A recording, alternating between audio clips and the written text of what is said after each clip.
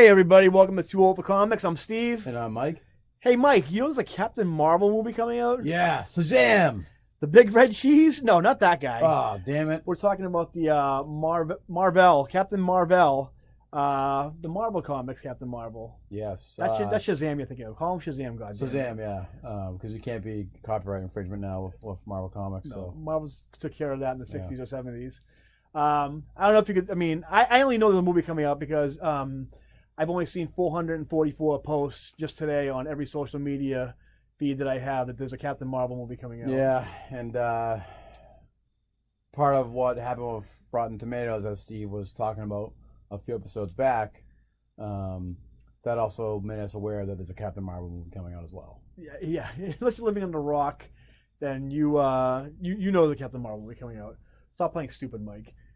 You know what? So what we're gonna do today is we're gonna talk about Captain Marvel and the comics because the movie hasn't come out yet, even though there's plenty of spoilerific reviews that came out today from people who've seen the movie who so far are giving it resounding meh.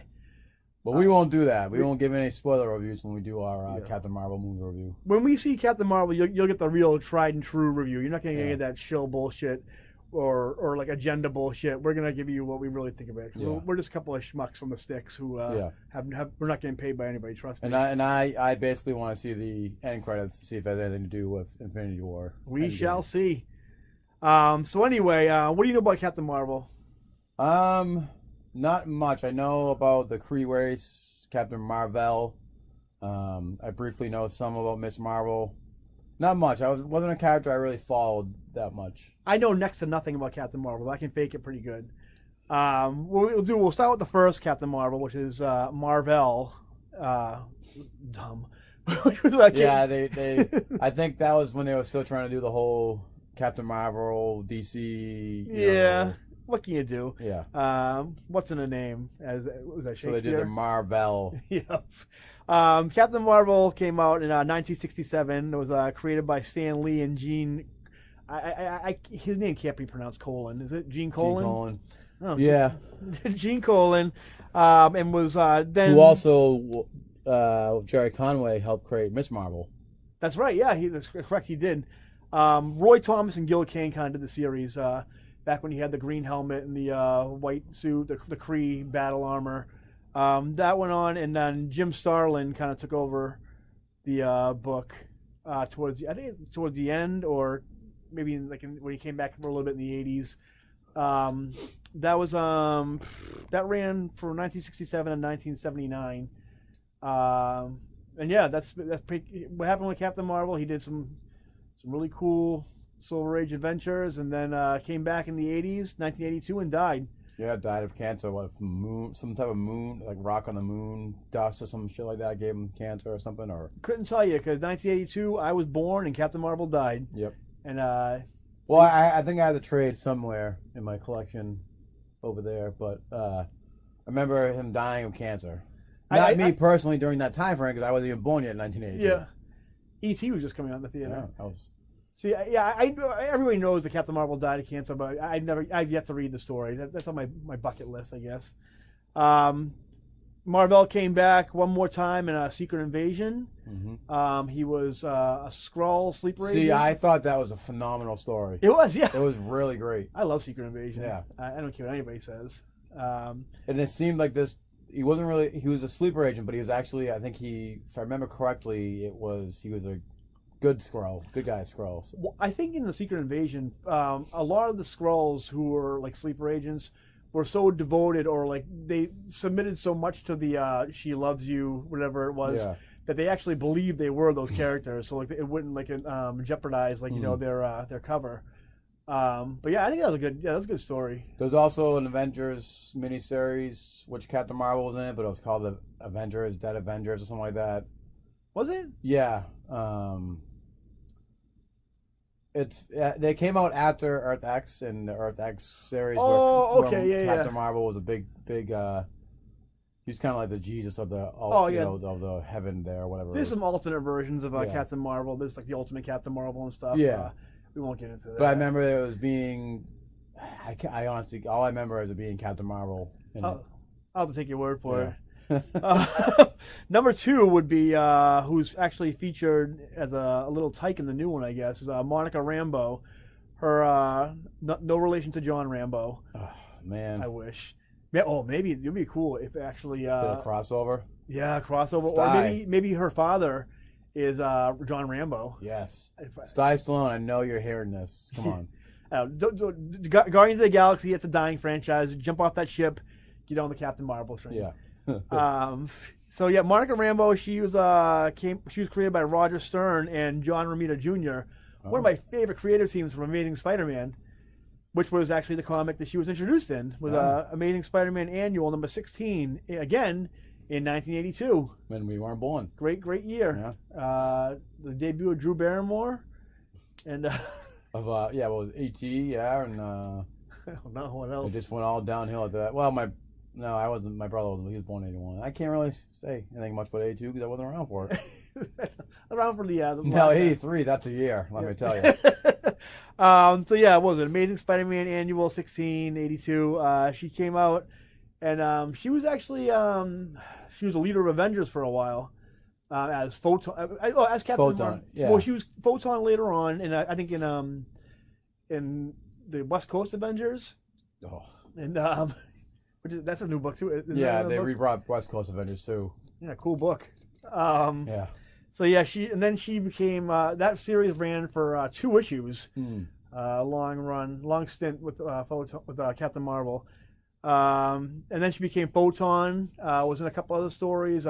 Most notably, I remember she was in Next Wave when Warren Ellis tried to reinvigorate the new universe. If anybody remembers that. No one does, because I don't. Was it Agents of Hate? Was that part of it too? Or Yeah, I remember just seeing a cover somewhere at our comic book shop, and they tried. that's all I remember from it. Just like Monica Rambeau, they tried. Yep. She's actually in Avengers: No Surrender right now. Is it? I know. So you know what? I'll let you go ahead first. I remember what the first Avengers Weekly one that was out. Not No Justice. I think what it's called. Maybe Maybe that was No Surrender. I'm thinking of. Maybe. All I know is it was a bunch of Avenger characters that I could fucking care less about. This one's pretty good. And I'm not even gonna bother reading the new one that's out because who cares? Yeah, no. The only good thing that came out of that series, I think it is No Surrender, where Earth gets replaced to a different part of the galaxy. It's something stupid like that. There's like 4 different writers right now. Yeah. The Hulk came back. Bruce Banner Hulk. Oh, Hulk's came back. Hulk's great. Hulk's great now. He's like a serial killer right now. Wow. I guess they're really trying to. He's right now. He's in the book right now, and he's just like every moment he's alone with Hawkeye, he's trying to kill Hawkeye, and it's pretty good.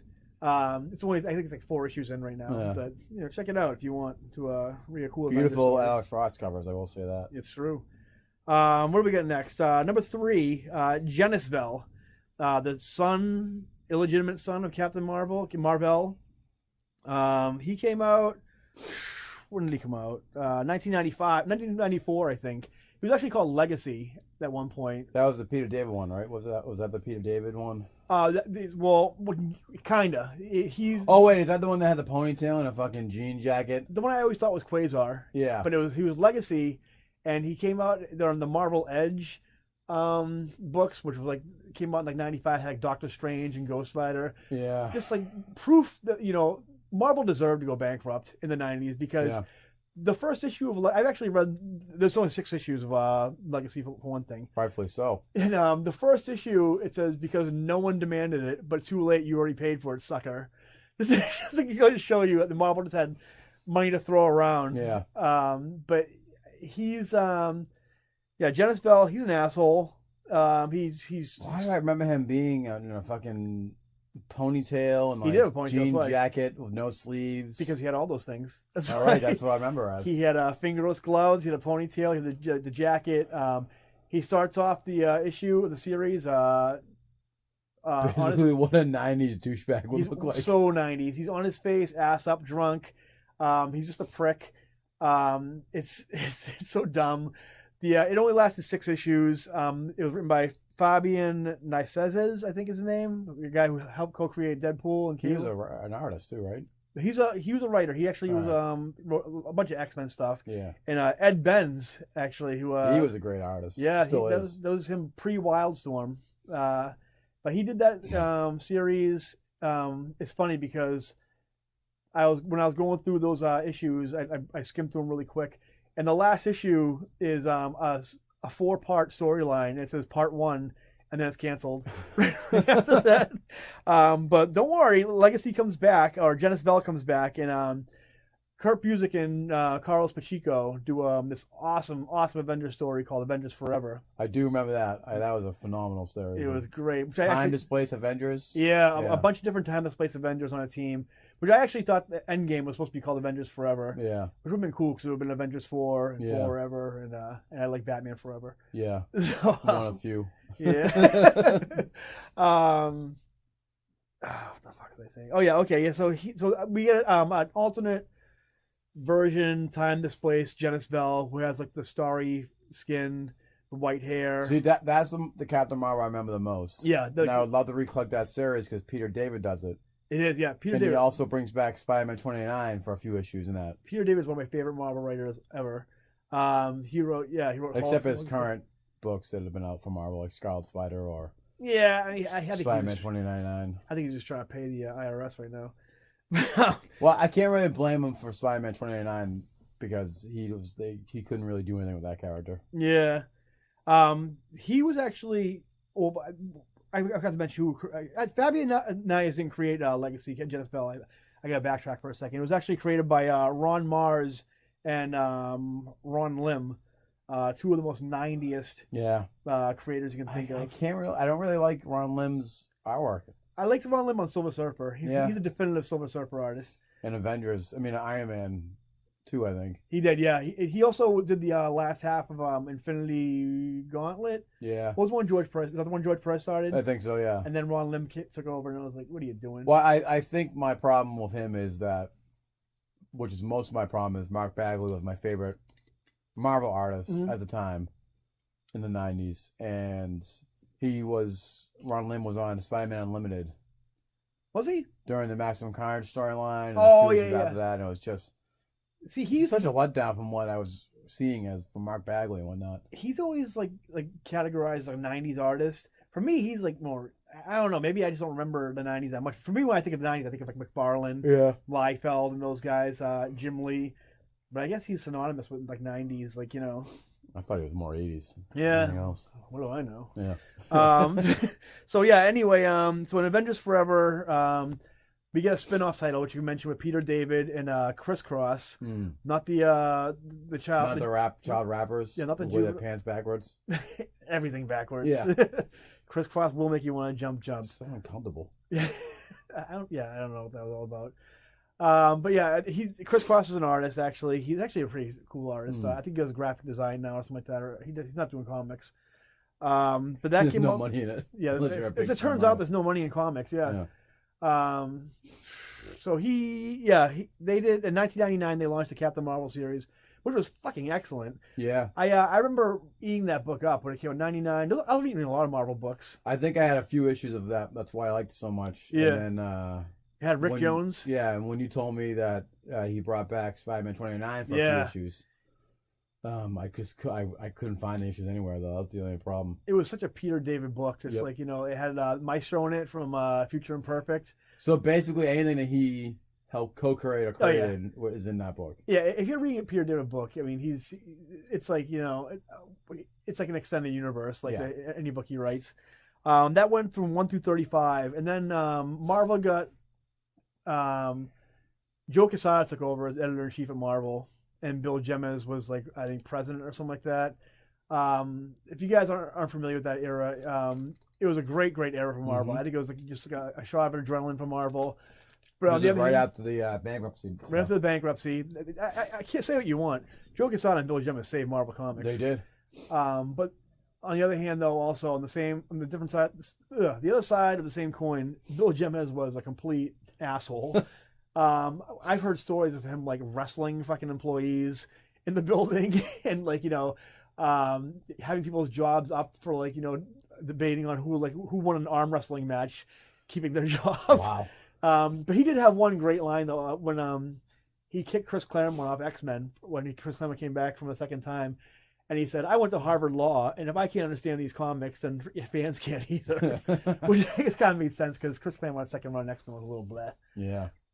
So anyway, that went from 1 through 35, where Bill Gemma is basically threatened to cancel the title, and put it up against a comic he did, Ultimate Marvel. Yeah, wasn't it that You Decide? Yeah, You Decide. Thing? Yeah, that they did. And he did like a book, The Marvel, which looked like basically like an Owlman with a Robin.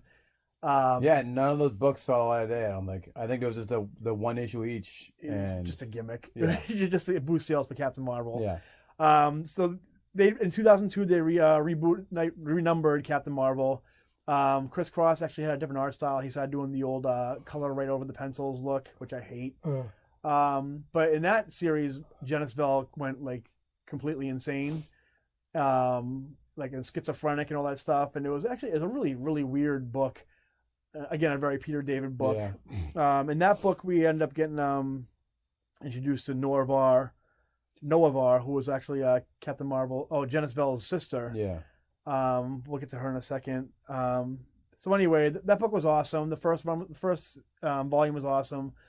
By first volume, I mean the Peter David book, not the friggin' Legacy 90s fucking Yeah, fest. well, just pretend that doesn't exist. That's painful, drunken mystery. That book was great. Janice Vell was actually killed in Thunderbolts. I don't know what issue. I think probably during Dark Reign or something like that. Yeah, I think it was. Then after that, we go to Phi Lavelle. Oh no, she was the sister of Janice Vell. She was actually Quasar, the female Quasar. She was created by Peter David in the Janice Vell book. She had a really short volume, like in 2004. I don't know how many issues it ran. Quasar. I mean, I can't imagine it ran for that long. She was kind of spotlighted in Annihilation. I think that's what it was. She had like a miniseries in Annihilation. But I mean, Super Skrull had a series too. I think she might have been in the Avengers book. Yeah, I know. Hickman was on it during the Avengers World thing and all that stuff. You could be right. She ended up dying. I don't know if it was during Annihilation. I don't really know. But who gives a shit about Quasar? Yeah. But she was technically a Captain Marvel, I guess. The last time she was seen was actually in a Deadpool issue, where she was in hell with Hela. I don't know what she was doing in there, but I don't read that much Deadpool, so I don't know. Deadpool's one of those characters that it's just so oversaturated in the market right now. Oh yeah, he every decade there was Wolverine. Yep. Then there was Punisher. Then there's Wolverine again. Yeah. Then Deadpool. Now I think it's like Deadpool, Spider-Man, maybe. Yeah, and I think now it's gonna be Wolverine again now that he's back. Yeah, why not, right? Yeah. Maybe Captain Marvel. Yeah. After that, then we have Noah Var, who was created by Grant Morrison and J.G. Jones as part of the Marvel Knights book. Basically a book to keep Grant Morrison around because at that point I think he was getting kind of sick of Marvel. Yeah. He was called Marvel Boy. What can be said about it? He was kind of a prick, like a bad guy almost. He's like a prick. No, I wouldn't say a bad guy per se, but he was a delinquent. Yeah. I think Grant Morrison actually, I think he said he wanted him to be like the MTV generation of what do you call it?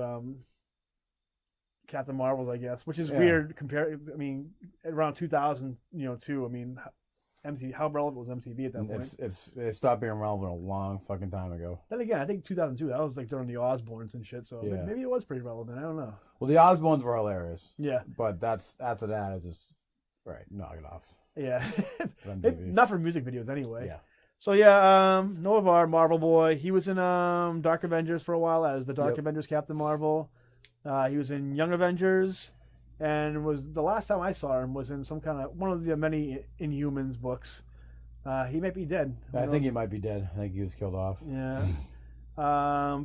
Then we get to the main event, Carol Danvers. Yes. Carol Danvers is a fucking labyrinth of like continuity. Yeah, there's just so many. She's involved in the X-Men, the Avengers, Rogue stole her powers.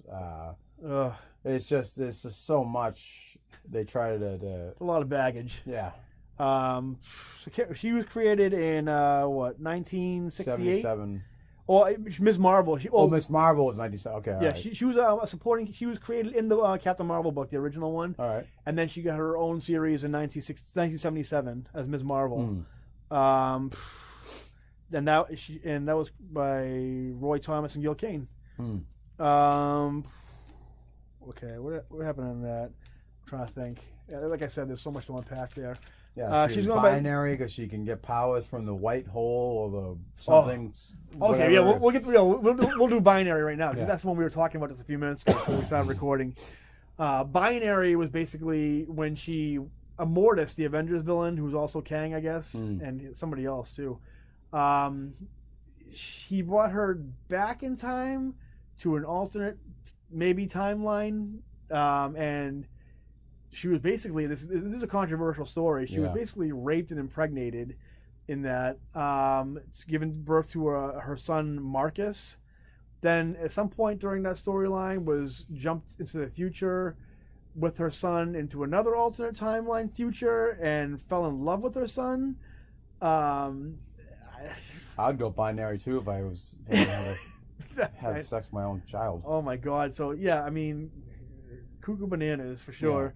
I remember that being very I remember Chris Claremont when he was using her in Avengers or something, or even X-Men, was very against that. Chris Claremont being an advocate for feminism back in the day, probably still is.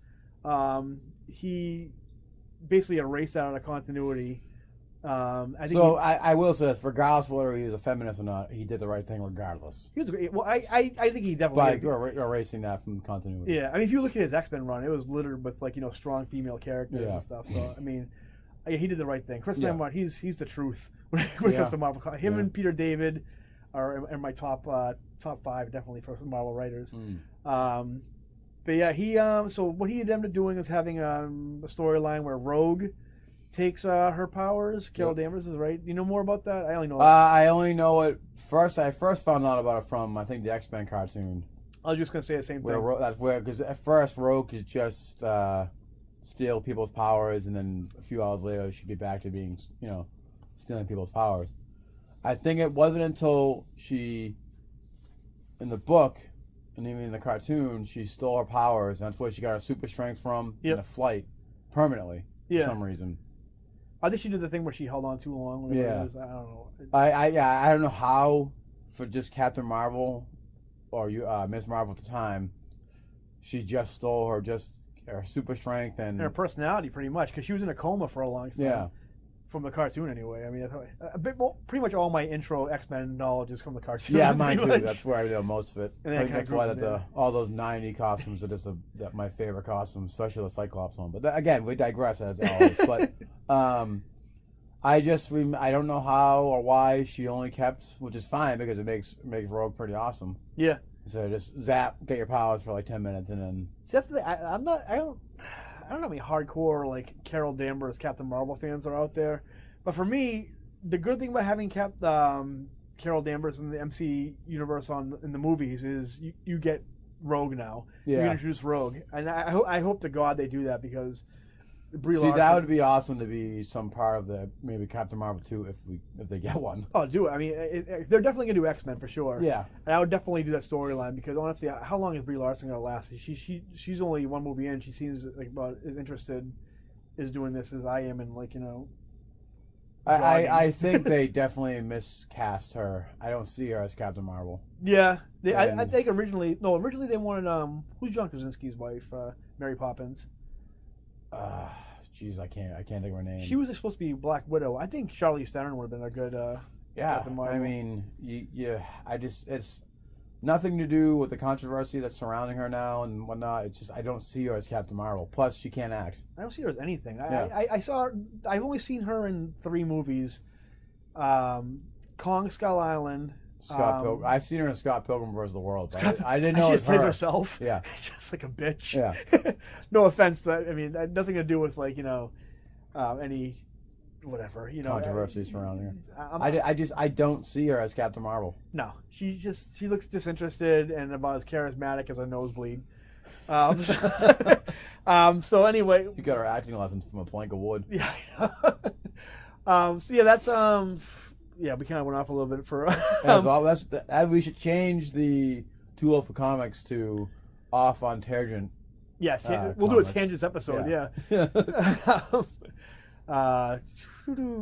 Okay, so Rogue takes her powers. Blah blah blah. She's in a coma. She gets into some kind of storyline with the Brood, and then becomes binary. I think. Oh no, Warbird. That's where she starts becoming like alcoholic Carol Danvers. I don't know what it is. I love alcoholic superheroes. I love Tony Stark. Tony Stark. Yeah. That's the only time. King of all superheroes. Oh yeah, that's the only time I've ever been interested in Tony Stark because he's an alcoholic. That and Robert Downey Jr. is playing him. Yes, yeah. They can't emulate in the comics at all. No. They can't get that Downey magic.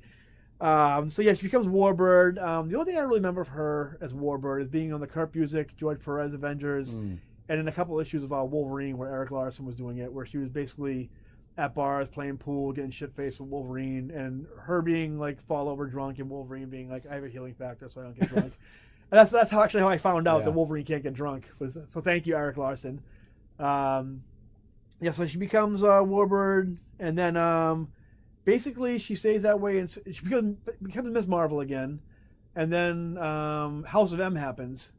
And in House of M, they go into this universe where everybody's like wish fulfillment becomes reality. Yeah, I feel like they made it seem like she had a major role in that. I don't really remember her having a major role in that whatsoever. I think it's because Bendis created it, and Bendis was actually the one who lobbied for her to become Captain Marvel, and they couldn't figure out a way to do it. I mean, it was a phenomenal series. All I remember her as being the most popular, regular, human, superpowered person. All I remember from House of M is, besides the main series, is the Spider-Man one, obviously, and the Wolverine one. Yeah. Only because the Wolverine one had probably the most significant change in the comics because now he remembers his past. Yeah. So basically in her wish fulfillment reality in House of M, she's Captain Marvel. Yeah. So then when House of M gets all wrapped up and everything's back to normal, she's like, hey, why don't I try to be it goes to Carol Danvers big time, where she tries to be the best Carol Danvers she can be. She's still Ms. Marvel. She has a series. I don't know who writes the series, but it's actually pretty decent. I remember a cover with the Brood on it that Frank Cho does, and Frank Cho can draw the hell out of freaking monsters and voluptuous women. That's his bag, I mean, say what you want with Frank Cho, but he can draw like a motherfucker. So then what happens? Kelly Sue DeConnick takes over the book with a new number one where she becomes Captain Marvel. Yeah.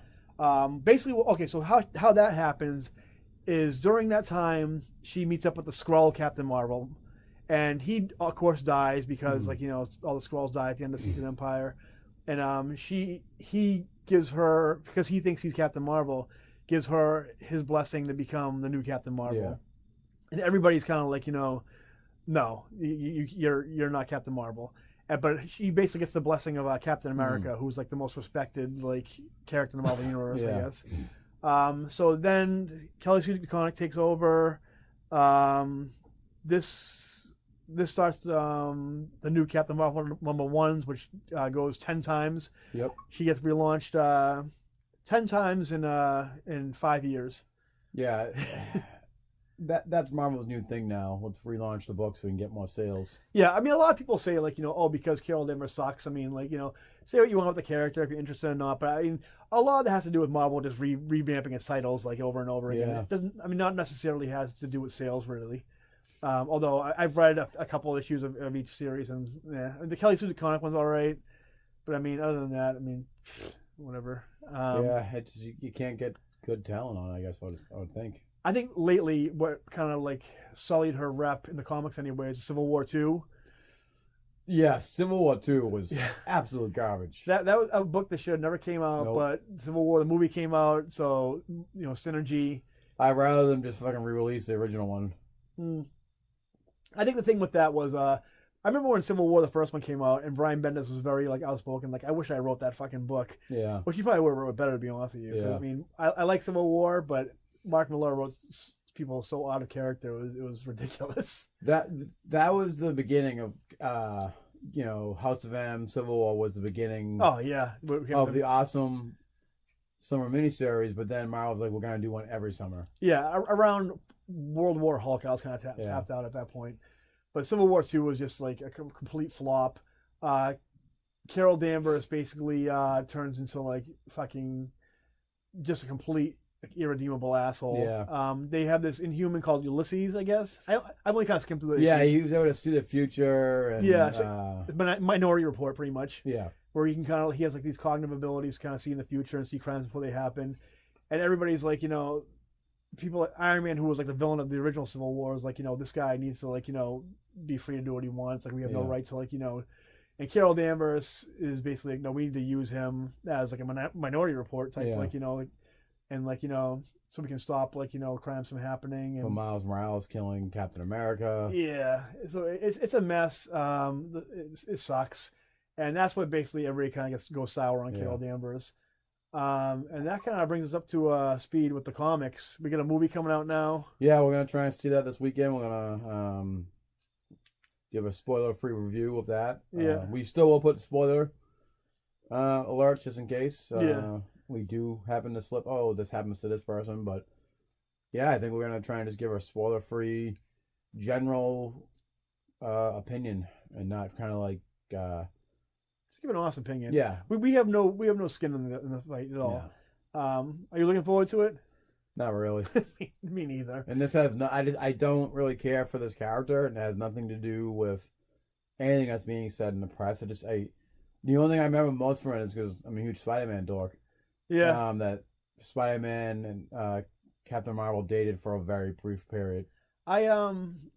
The only reason I'm not looking forward to seeing it at all, but I'll still see it anyway because it's a Marvel movie and I'm a creature of habit. Yeah. I don't like Captain Marvel. I won't lie to you. I don't think Brie Larson has helped matters much. No, she hasn't. I don't think she looks very charismatic in it. The only thing I'm looking forward to is I like the Skrulls. Yep. Even though in the movie they look like Piccolo from Dragon Ball Z Evolution. Coulson. I love Coulson. Young Nick Fury. Young Nick Fury, yeah. All right, yeah. What else? There was one other thing, too. In the 90s. In the 90s, yeah. So it was Coulson. Wow, what the hell is it? Oh, I'm a big Jude Law fan. Yeah, so Jude Law plays Marvel in this. I don't know who he played, but either way, from what I see from the trailers, what a waste of Jude Law. Yeah. He should have been Dr. Doom. But I'll see it because I don't buy him as an action star either. But I'm a sucker for Jude Law. He's on my if I was ever going to go gay for an actor. Yeah. Him and Ewan McGregor. Mine's Scott Wolf. Scott Wolf. A dreamboat. Yeah, I mean, I want to be his friend. Yeah. I want an awkward pause. Yeah. Anyway, so yeah, we'll be seeing the movie probably this weekend. We'll be seeing it. So that's Captain Marvel in a nutshell. Our vast knowledge of the Captain Marvels. That's our episode for today. Yeah, it's basically what we remember, and no research whatsoever. None.